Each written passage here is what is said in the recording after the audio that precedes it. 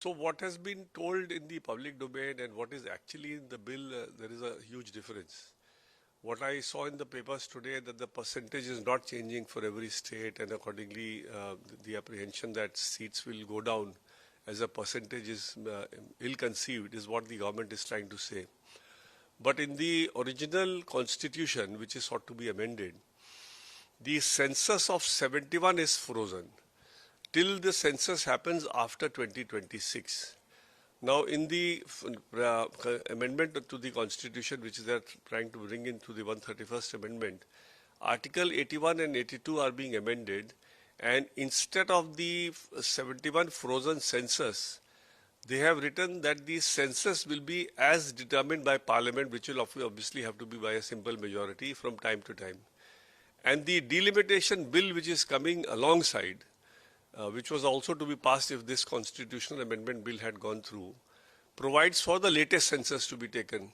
Now, the latest census is 2011. If the 2011 census is taken for the purpose of deciding the number of seats in every state, then there is a drastic fall as a percentage of the seats in the southern states, and there is a huge increment in the Hindi belt states. So this is something which obviously they are not being fair to the south ruled states by saying something whereas the fine print says something completely different. According to me, I don't understand why should they not keep the 71 frozen census for the purpose of doing this women's reservation, because ultimately if you want to do 33%, let me assume, why don't you do it straight away in the 543 seats which are there today in the first place? Why should it not be done? If you really want to bring in reservation, why are you wanting to say that reservation will only be given from the enhanced seats? So that is itself a very suspect intention of the government. Second, the moment the enhancement happens, and if the census of 71 is not taken, then the census of 11 completely distorts the national figure as far as the number of seats as a percentage to total number of seats is concerned for the southern states. And that will bring down their bargaining power or the authority to participate in parliament or to vote in parliament. All that will go down quite drastically. And really speaking, they will be becoming completely irrelevant as far as the parliamentary proceedings will be concerned. So it is something which can't be, in my view, brought in like this. If you want to really bring in the reservation, firstly, you can do it in 543 seats itself. And secondly, if you want to link it to the delimitation exercise, then keep the frozen 71 figure till now. Ultimately, why did they keep it frozen from 71 to 2011? There have been 5 census after 71 census, but they have kept it frozen at 71. Obviously, because the demography has changed. Obviously, because the southern states have managed their population far better than what the northern and the Hindi belt states have done.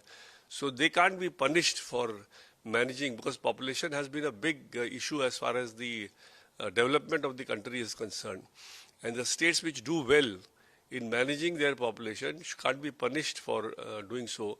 And that is why the southern states obviously will never allow this to happen if they have a choice. And as of today, they have a choice. If they are able to vote a constitution amendment, because the 2/3 majority is required in the 543.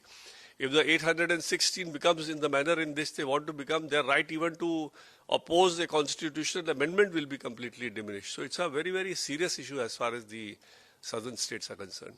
So that I've been saying from the very beginning. I don't understand why to link this women's reservation to census.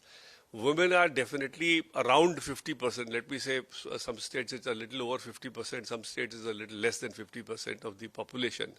As it is, you are giving them only 33%. So giving them 33%, I don't understand why should it be linked to census at all or to delimitation at all. If you really want to provide for reservation for women, it should be within the 543 seats that you have just now.